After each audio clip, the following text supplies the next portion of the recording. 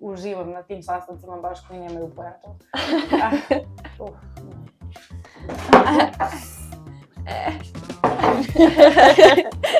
A ne da pričamo o tome da li smo se verili. Bukvalno takvi postovi su mi izlazili na LinkedInu u posljednje vreme. Međutim, ja, na primjer, ne pijem kafu sa šećerom, ali uvijek volim da uzmem nešto slatko uz kafu. Zdravo ljudi, evo nas u novom videu u kome ćemo testirati koliko se Gorana i ja dobro poznajemo i koliko isto razmišljamo, s obzirom na vreme koje provodimo zajedno. Pa možemo da počnemo. Da, inače ovo je video ideja nastala kada smo odgovarale na ona brza pitanja, gde smo mi skroz u različito vrijeme odgovarale na pitanja, a na krajnji rezultat je bio skoro isti. Tako da evo sad imamo malo drugačije pitanja, pa da vidimo šta i kako.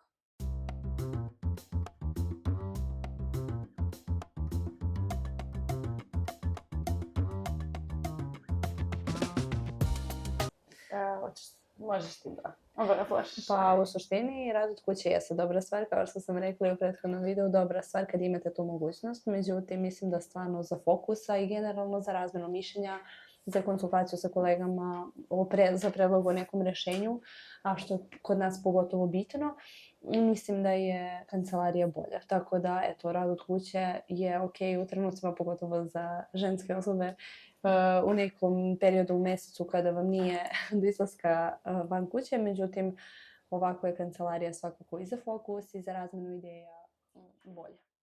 Ja bih samo dodala da meni mnogo znači da kad imam recimo cijelog dana sastanke, da ostanem od kuće jer samo smetam ljudima u ofisu, ali s druge strane mnogo više volim da dođem i da pričam s ljudima i da se fokusiramo zajedno na rešenja i da diskutujemo i da jednostavno dolazimo do nekih novih i saznanja i onda da se sukobimo, mislim, naravno sve kritički i zarad pronalaženja rešenja, ništa preko.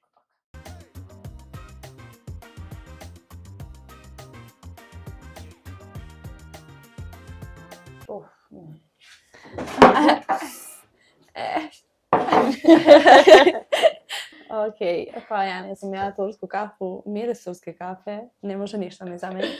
To me toliko podsjeća na kući, na nekako, ono prva stvar koju ujutru uradim, tako da ja generalno tursku kafu ili domaću kafu više volim i češće pijem, tako da meni da.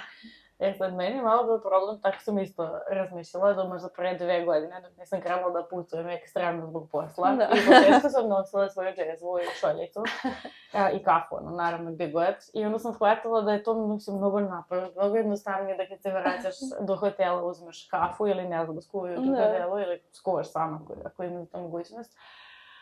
Tako da sad sam počela da volim više espresso i tursku kafu pijem možda jednu mesečno. Tako da skroz različito.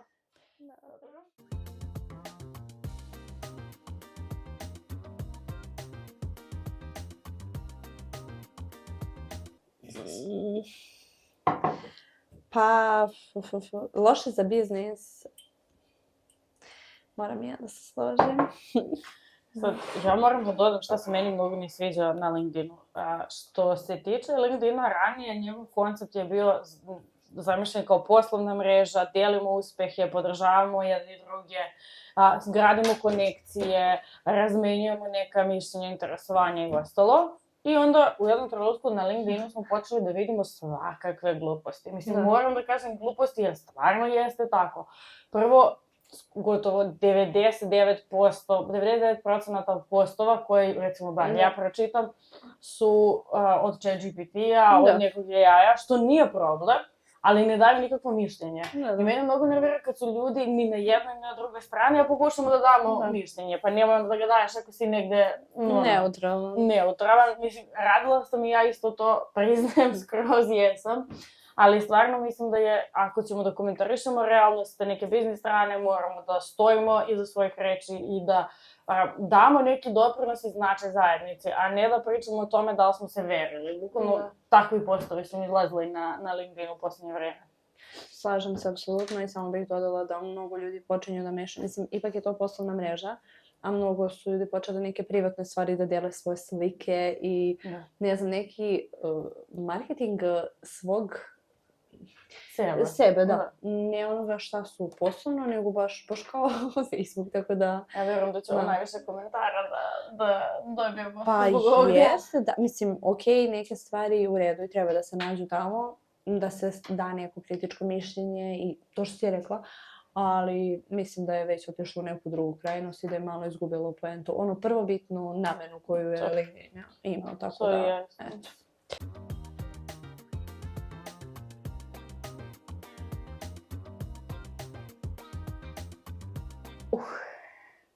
Ja iskreno ne pijem kafu sa šećerom, ali pijem s mlekom.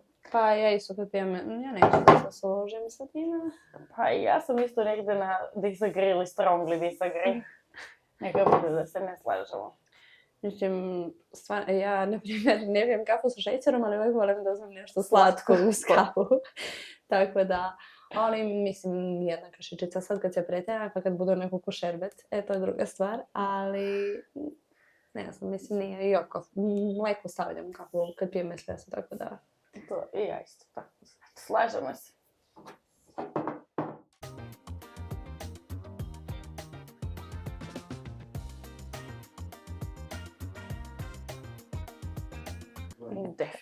Definitivno, da. Ja moram da se... Sad, što je to bila najstresnija odluka? Zato što prvo je prikupljanje dokumentacije i otvaranje firme kad niste u toj državi i kad stalno putujete je katastrofa, jer prvo karte su nenormalno skupe bile tad, drugo iz Niša ima letova utorkom i subotom, ja mislim, što nam nikako nije odgovaralo. Oni ne rade četvrtkom, rade sredom do 1, petkom do 12.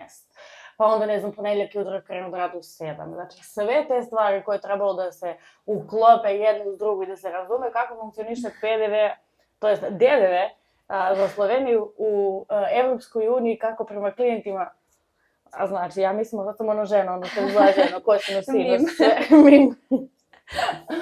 Tako da, jeste bilo komplikovano, ali donosi odlične benefite i ja sam baš srećna što smo to uradili. Da, proporcionalno teško i lepo, tako da, okej. Ja bih se složila. Mislim, ja nisam baš toliko učestvovala u svemu tome, ali mislim da je stvarno jako dobra odluka i već su krenuli projekte s time, tako da, eto, svakim danom smo sve sigurni da je bila dobra.